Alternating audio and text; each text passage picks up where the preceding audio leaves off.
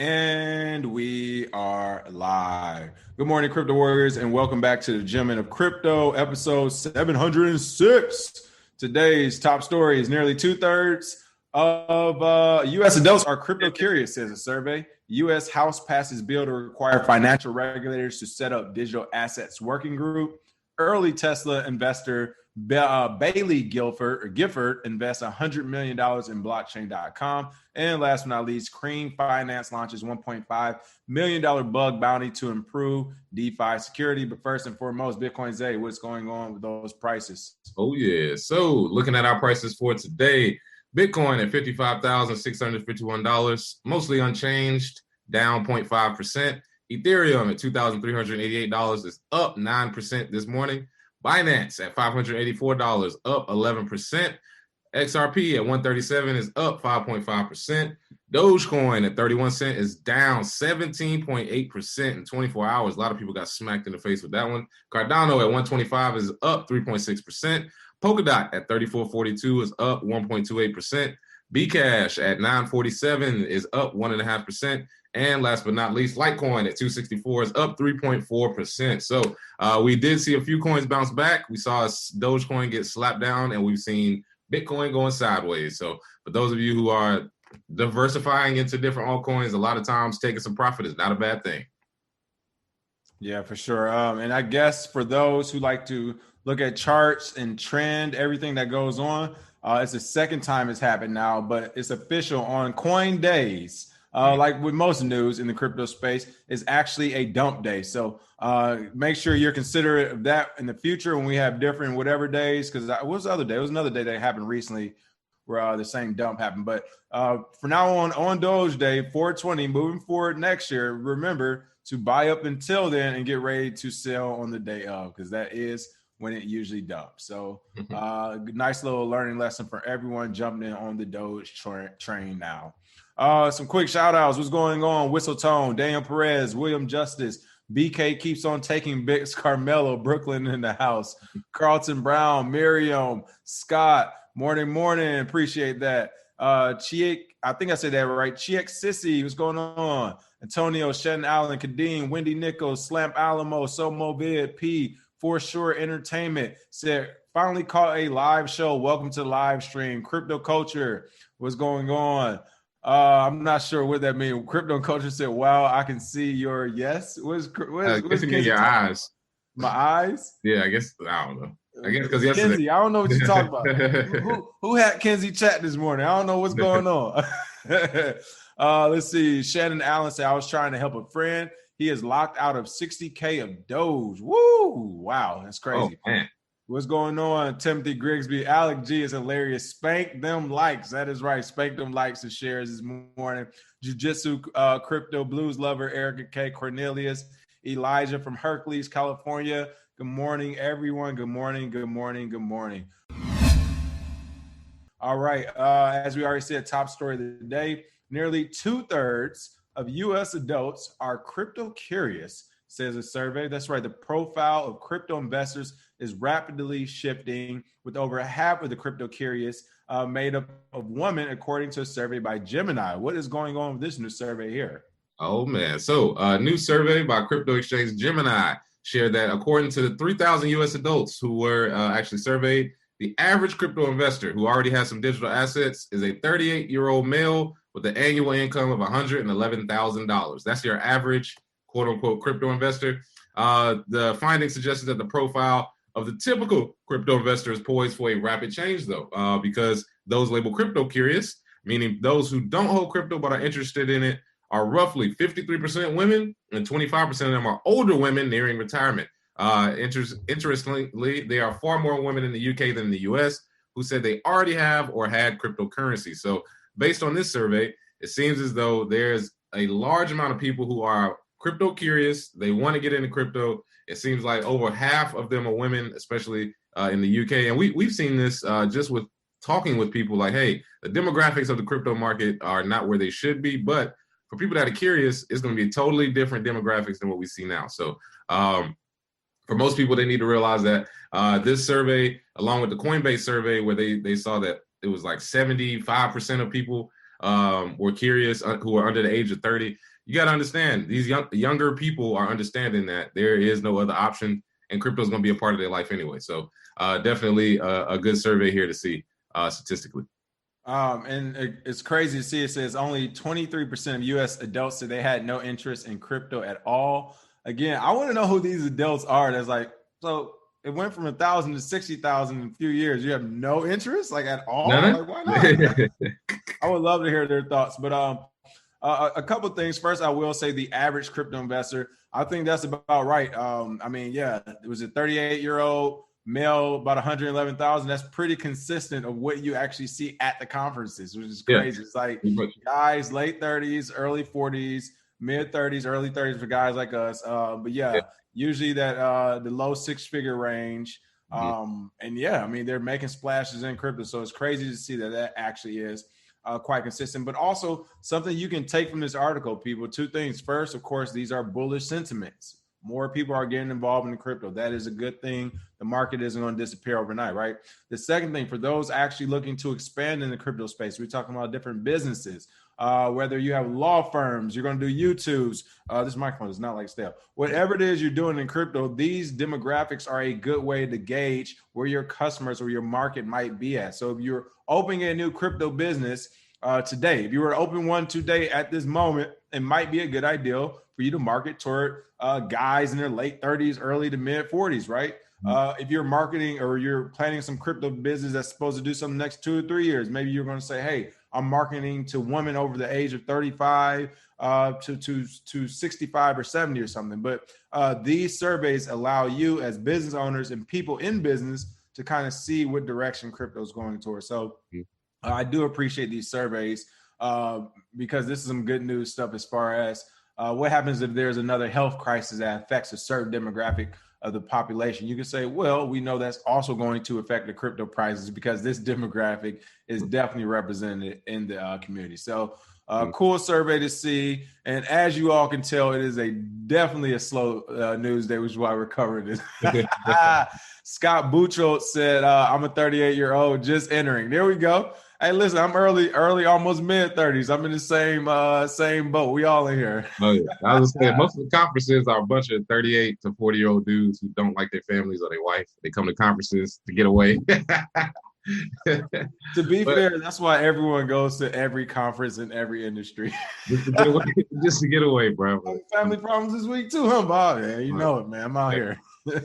Kids won't shut up. Let's see. Sila said, are people here into crypto gems? You should have a look into a couple of projects that just started and potential 1,000 times gems just for 20 years. So I get what you're saying. Of course, one of the more popular ones, since it is a slow news day, we'll drop this gem today. Oh, and because this nice tip from Alpha Robbins, thanks for the news that you push us, that you push to us. The reason BNBs is up the last couple of days because of SafeMoon. Sounds like another BitConnect scheme. The only reason I'm mentioning the word out loud is because you tipped this Alpha Robbins. You all take what you will with that message. If you know, you know. That's all I'm going to say. If you know, you know. Moon, baby. You already know about that Bitcoin, Zay? Oh, yeah. And somebody, I saw somebody else talking about SafeMoon. They were talking about, I'm going to buy everything with the name Moon in it just because it'll probably pump. That's actually a good point. Yeah, except he bought the wrong one. The one Moon coin that went down 86%. So again, it's an irrational market, people. Like, actually, that is a good idea. I mean, usually it's so irrational, you come up with things like that. Like, oh, let me just buy stuff with the same thing in the name. And it usually will work out for you, but it actually got dumped 86%. So, yeah. One thing I will say about this market, too, I looked at the total market in a fundamental way, and I had to come to this analysis. It's going to sound slightly mean, but it will be true. And that's the market actually is not irrational. Buying Doge and buying other projects that some people say, hey, this makes no sense, has no use case, and you can print as many of these as you want. Buying into projects like BitConnect, buying into projects like OneCoin. And of course, for those who are new, BitConnect and OneCoin were known scams in the space, and they still scammed more people and made it to the top 5 as we spoke the other day. But the thing with all this, and the reason why it does make so much sense, is because it's a couple things you got to remember. For one, all these cryptocurrencies are global. Whole world gets to get involved in, right? When you look at the entire world and the education of the entire planet, it is very low. Even the United States, I think like half of our population has like maybe a high school degree or less. So it's not just like the rest of the world in the US is so smart. No. By and large, the entire planet isn't that smart, people. It is what it is. That's why there aren't that many millionaires walking around. There aren't that many people doing well and doing like the larger part of the global population is illiterate and they're unbanked. But at the same time, we're asking them to become literate and to own their own banks. Like that is a very difficult task to do. So when you're asking people where the majority are illiterate and unbanked and don't know about these principles to invest their money for the first time, you will get people going crazy on projects that make no sense. So I came to that realization the other day, and I say that because it's actually changing my trading patterns moving forward when it does come to some of these far-fetched things that make no sense. No, they make perfect sense. Because all you have to do is get a large part of the population that didn't graduate 10th grade to believe in it, and they will buy in it. And I think that is actually easier to do to get those people to buy into these projects than it is to educate them as far as why these projects make no sense. So with that being said, all this is making more sense when you look at it from that point of view. You look at, when people ask you, like, what? They're going to buy it. It makes sense. What's crypto about? Number go up. That's basically all they need to know. Number goes up. Right. Numbers going up. So I say all that to say that. Now back to the gym comment again. I would say, was it BB right now? BB does the gyms. If you're talking any gyms, I think that would be the project to go up. Of course, for those who are on BB, those are not NFTs. I want to make that clear. There has been this beef going on whether those are NFTs or not. To me, they're not NFTs as more as they're just like third party trading cards or whatever. But I do know they use gyms as well. They got a drop coming tomorrow morning at 8 a.m. I know that as well. The Ultraman drop. People have been getting crazy return of interest on those, buying trading cards for $80, selling them back for $3,000 or $4,000. But they use a gym system with that. So right now, their gyms are only used in apps, but I do think long term they will try to tokenize that gym or do something with it where it's worth more money. So I'm with you. Gyms are on the horizon. Oh, yeah. And last but not least, want to give a quick shout out real quick to Hardik Diamond. I hope I pronounced that right. Hardik reached out to me on IG yesterday. I gave him a hard time because I thought he was trolling me. And then I realized he never actually saw our daily show already. So I was like, oh, well, check out the daily show first. So welcome to the first live stream and daily show, Hardik. He may have he or she, I'm not sure, may have some questions in the comments. So Warriors, make sure you take care of them. All right. U.S. House is in the news again as the U.S. House passes bill to require financial regulators to set up digital assets working group. I would tell you all this back in 2016, Bitcoin Zay and I got into one of our little conversations where he was like, hey, the name needs to be digital assets group. And I was like, digital assets? I don't even know what that is. Bitcoin and blockchain, just throw it in the name. He was like, bro, this digital assets, it covers everything. And my, was he right? 5 years later, the U.S. House is trying to hijack the name too. What is going on and what is going on with this digital assets working group? Oh, man. So the U.S. House of Representatives have passed several pieces of bipartisan legislation, including a section on digital assets. It's known as the Eliminate Barriers to Innovation Act. So fucking corny. The bill was first introduced by Representatives Patrick McHenry and Stephen Lynch in March. The legislation seeks to set up a digital asset working group with representatives from the SEC and the CFTC. Thanks, guys. More of the same. The purpose of the group is to ensure collaboration between regulators and the private sector in order to foster innovation. This is what I don't get about them trying to partner with innovators is we don't need your partnership to innovate. We just need to innovate. We just need to innovate. What are you talking about? Like, this is like a ref saying, okay, well, I'm going to make up rules as I go and I'm going to call the game. Like, no, you can't. Make it up as you go and call the game and call the fouls. And then insert your own people on other sides of the team. Like, no.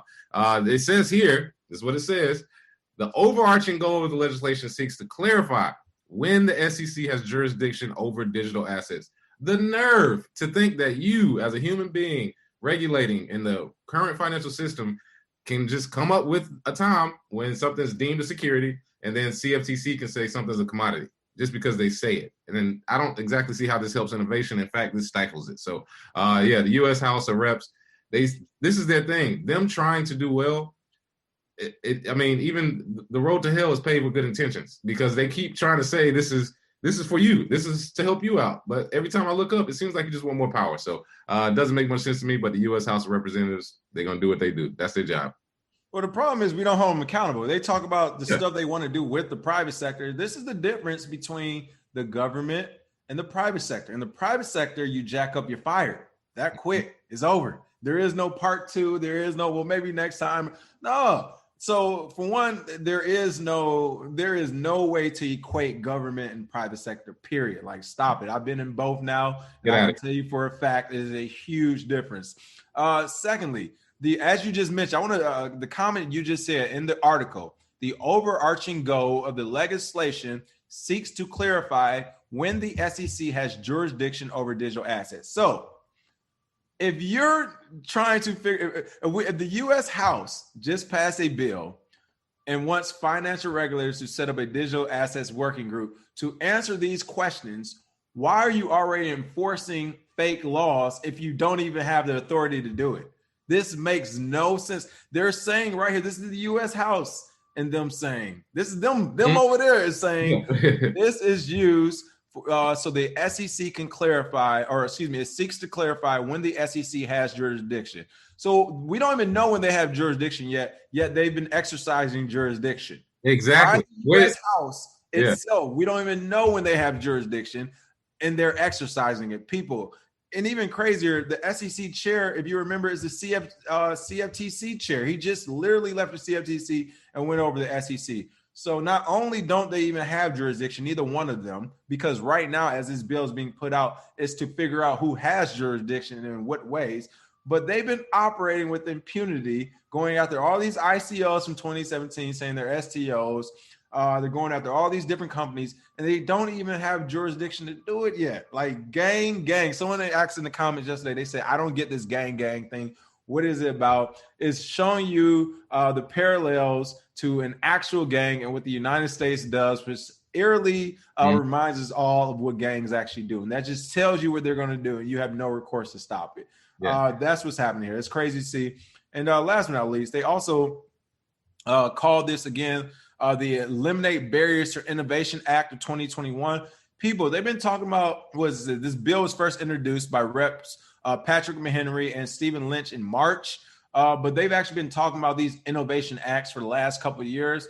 But by and large, you're trying to have a bill go across the desk to eliminate innovation, when that process of itself, the process of you debating this bill, the process of it going through the House, the process of this bill is killing innovation in of itself. Like, just there is no bill, there is no task force, there are no regulators. It's already existing, it's already working. People are already self-regulating. So again, this makes no sense. There's our guy right there. There's your jurisdiction right there.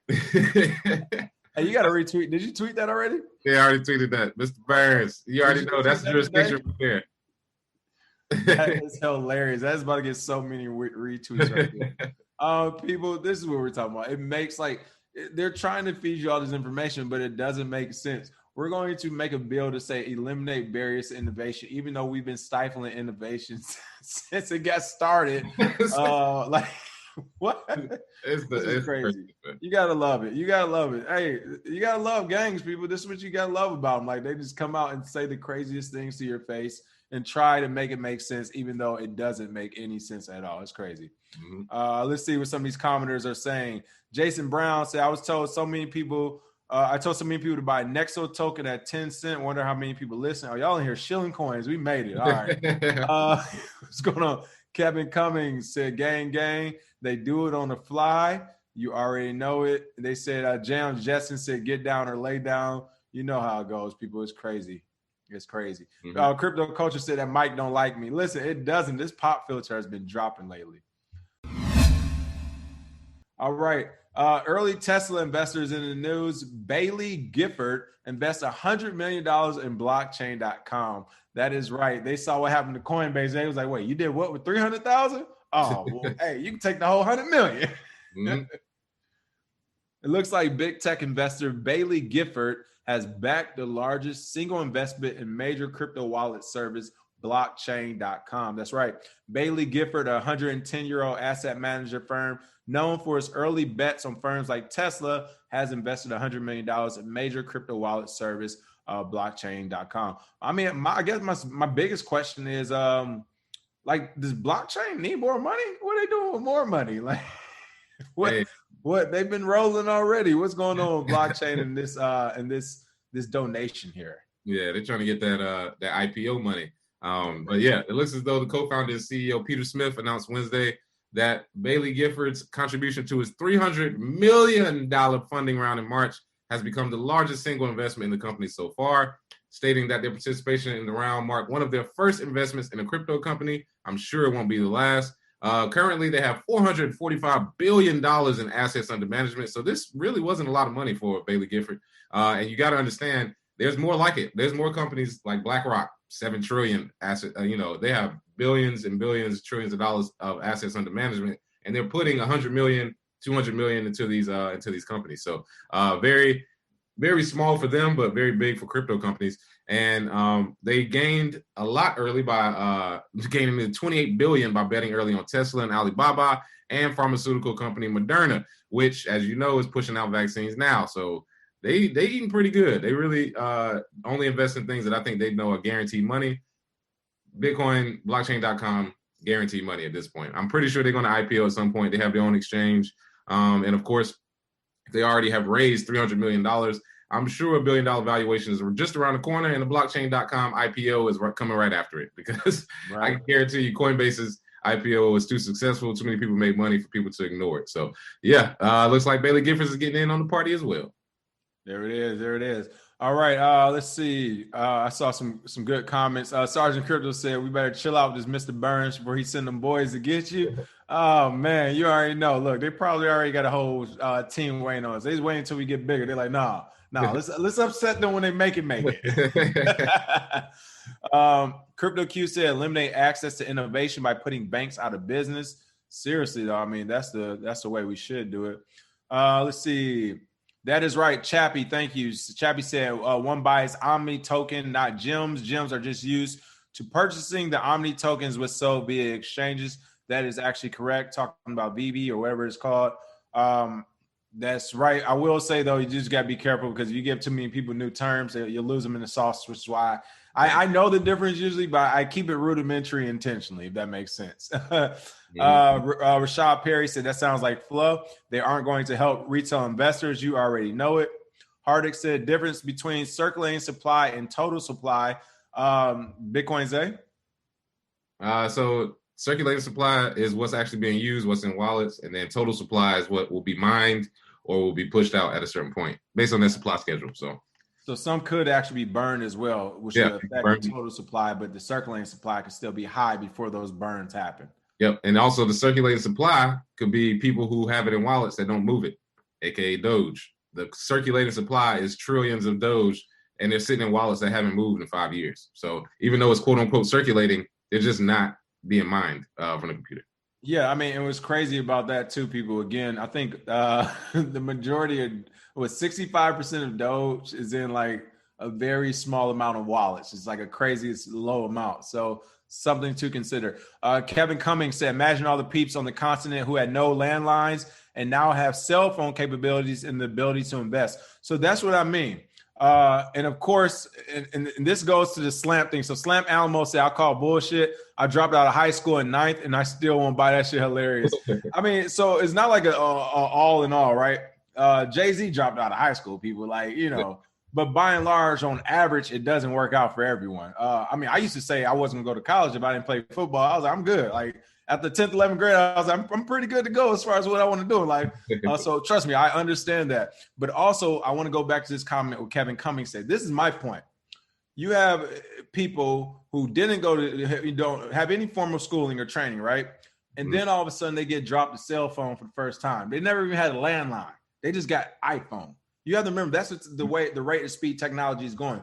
For those countries who never had wires, you didn't have to scroll on your phone, big gray phones. They literally skipped a generation of phones and went straight to a smartphone. Mm-hmm. So you have people with no high school education, no education, formal education, getting a smartphone and having the ability to trade overnight with $100 in their account. Like, where do you think that money going to? People, it's not going to crypto. It's not going to Bitcoin. It is going to whatever thing that costs less than 50 cents at the time. So that's all I meant by it. And again, I'm saying this because from a fundamental point of view, you have to look at it that way, because that is the only way to explain some of this trading behavior as I've seen it right now. Let's see. Cream Finance launches $1.5 million bug bounty to improve DeFi security. Woo! All right, Cream. Shout out to Cream Finance. What's going on over here, Bitcoin Zach?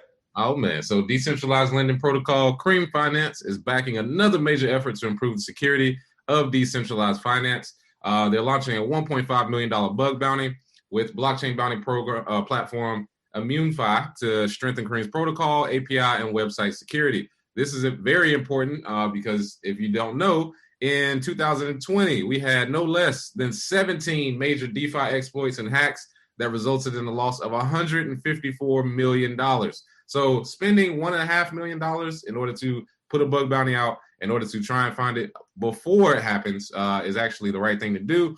Unfortunately, some of these companies, they try to make the money first, and then they do bug bounties because they're like, well, we can get away with it, up to a certain point. And then they get hit with a hack, and then boom, all of a sudden they have to restructure. So I'm glad Cream Finance is doing that. For all the developers out there, bug bounties in the crypto market are probably your best bet as far as making money. If I was a full-time developer still, and I wanted to look into an industry where I could sit on my ass all day and just make as much money as I wanted, I would just do crypto bug bounties. Every DeFi project needs to have a bug bounty. It needs to be audited. And of course, with security vulnerabilities, when you scale up, there's always going to be more. So shout out to Cream Finance for taking the step to try and secure their protocol, and you put out a bug bounty. So, hey, if you're a developer, get to it. There we go. And yeah, you're right. I mean, bug bounties could literally pay your salary all year, every year for the next 10 years, people. You're good to go off that. It's crazy. Jam Justin, great point. Mr. Burns and Ned Flanders. We got two Simpson references these days. Let's see. I got some great comments coming in. Smart contracts going on Upscale Entertainment. Jacob Lehman, I actually got one live. Welcome to the live stream, Jacob. I've been listening to you guys on Audible for a few days now. Just found you guys love your content. Thank you for joining. Audible I've been getting a lot of comments from the Audible app. I'm glad we started uploading to that. So good shout out to Audible. Like literally, we've been getting a lot of people from there as well. Let's see. Terry Young, what's going on? B1 chasing Bitcoin. BK take on bits. Is there a better alternative to Blockfolio? Looking for another way to track all my coins across exchanges. How do you guys keep track? So two different ways. You can do your own Excel sheet. People, don't be afraid to do your own Excel sheet. What coins you in, what dates you entered them, the price point you did it. I sometimes do my own Excel sheets when I'm doing that, like trading on steroids, staying up for 10, 15 days. I'm like, no, I'm just going to use my own thing. CoinGecko used to be pretty decent. The only thing about them is I don't know what goes on with the interface, but if you have too many coins on your portfolio, it jacks up. So try to keep like, I think 6 or under. After you get like 10 or 20, it'll just mess up the interface. What else you have that you keep track with? Delta is a good one. Probably the best looking as far as interface and use case. So Delta, but yeah, don't be afraid to whip out the old Excel sheets, people. It's simple math. People don't say Excel. Listen. Yeah, put your own calculations. You can track it the way you want. You can have your chart. You can see your portfolio. I mean, literally exactly how you want pie chart wise. So don't be afraid of Excel. Yeah, I still to this day actually use Excel in the notes. Like it's a combination of me writing stuff in the notes and then transferring over Excel. The only time I really like the things like interfaces like maybe Delta or for me CoinGecko I used to use a lot is because it does help when you're looking at a lot of charts. If you are doing TA and looking at charting, that is where CoinGecko really. I remember back in 2017. Hey, look, I can go on CoinGecko and pretty much guarantee myself to make 7 to 10% after a quick week if I wanted to, just off the way I was trading, the way I was looking at charts. So that is cool because on some of these apps, you can see like the 3-day charts.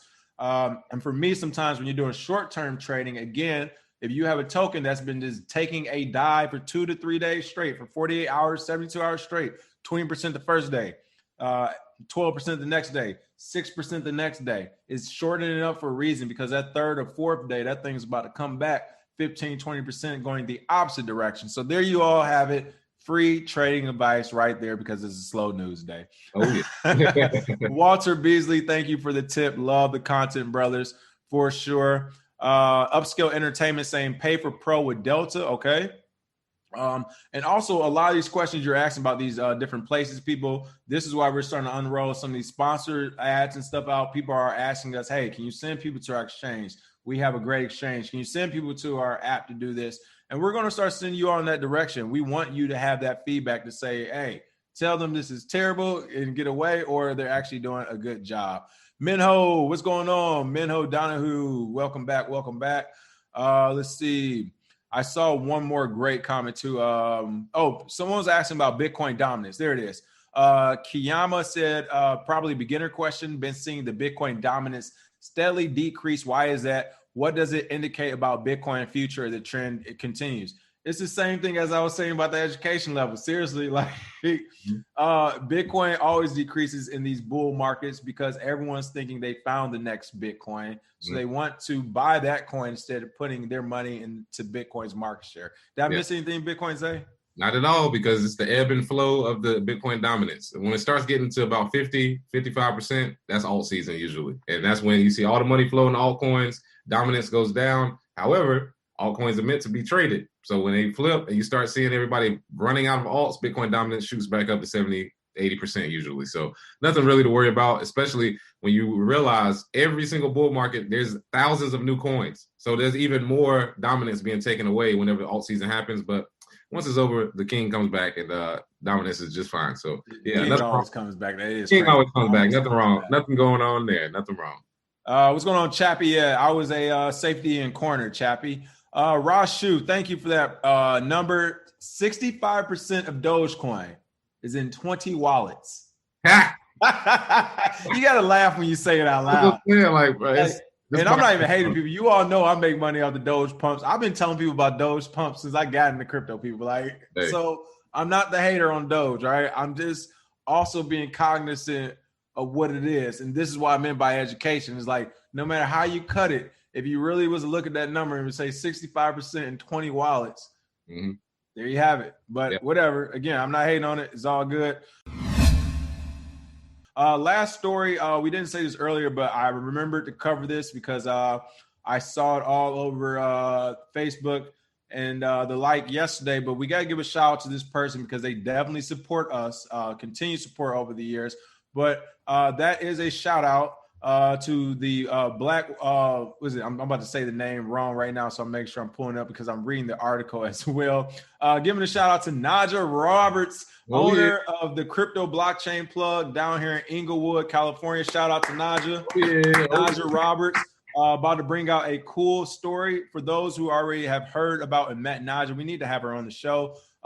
We've actually been down to the Crypto Blockchain Plug, and in Inglewood is an actual brick and mortar store where you can do Bitcoin trading, buy all types of items. I think Bitcoin Zay's book down there, as well as she's one of the hosts on the Black Billionaires Club on Clubhouse, correct, Bitcoin Zay? Yep, one of the top moderators, yep. That's right. She's one of the top moderators. So again, that's Naja Roberts from the Bitcoin Blockchain Plug down in Inglewood, California. With her and actor Hill Harper have launched the Black Wall Street platform aimed at empowering investors of color. So there we go. The app goes live on June 1st and will offer a digital wallet for peer-to-peer payment and the ability to trade cryptocurrencies. And again, this is based off the Black Wall Street that was in Tulsa. Before, of course, the U.S. gang did what it does best. And the goal of this app is to give Black and Latino, like Latinx investors, a gateway into the digital transformation of investing and provide education on crypto. And they were featured yesterday on CNBC. You can see here the article that was launched on CNBC about a week or so ago. So they're on CNBC, and I know they're actually going to be on Fox Soul as well on Tammy Show. We were on the Tammy Mack Show a couple of times. So it looks like Tammy Mack's going to have them on the Fox Soul Show as well here soon. And that's Hill Harper and Naja Roberts from the Crypto Blockchain Plug. So shout out to them as well. She's been putting in work all the way through the bear market. They opened up in 2017, I believe, and they've been going strong through the bear market. a brick and mortar store through the bear market. So again, shout out to Naja Roberts. And I want to shout out Hill Harper as well. You know, of course, when actors or athletes get into the space, you think, hey, do they really know what they're talking about? I can tell you right now, been having weekly meetings with Hill for like 4 months. He knows what he's doing, and the project is definitely on takeoff. He has a lot of good developers behind it. Met some of the guys from the team. So shout out to Hill Harper for pushing it forward. And he's the face sort of that we need out there. Somebody who's kind of already famous. People already know him. And he's actually deep into the game. He's not just surface level. What's a wallet? He really knows what he's talking about. So shout out to him and Naja, man. Getting it going. Hey, shout out. I'm glad you said something because I was just about to ask where he comes. Oh, trust me. That's what I said. When people come out with stuff and they actors, and if they even talk to me or they haven't talked to you or Lamar, you know, some of these other people, a lot of times it's like, but if they have, you listen to them. They've been around for some years. Yeah, I said they've been around for some years now. Now in 2017, that was bull. Right. That's all right. You know me. I was about to listen. I couldn't hold it in. I was gonna be like, I don't know how much you know. And I was hey, trust me. Like I said, we talk every single week. And hell, you better get him on the show, Bitcoin Zay. Shit. Good luck, get him. Oh, really? Is that? Maybe 10, 15 You want minutes. that wallet to take off, don't you? You want that wallet to get a good review. You're gonna come on this show. No. All right, shout out to Hill Harper and Naja Roberts. Again, Naja's been doing a great job. I don't know about Hill, but I know we can get Naja, so I'll reach out to Naja, see if she wants to come on the show and promote that as well. Other than that, that is the show for today. As always, thank you for the watch. Make sure you smash that like and share. Bitcoin Zay, you have anything else? That's it for me. Happy hump day. All right, we will see you all tomorrow with some more crypto news. Cheers, and then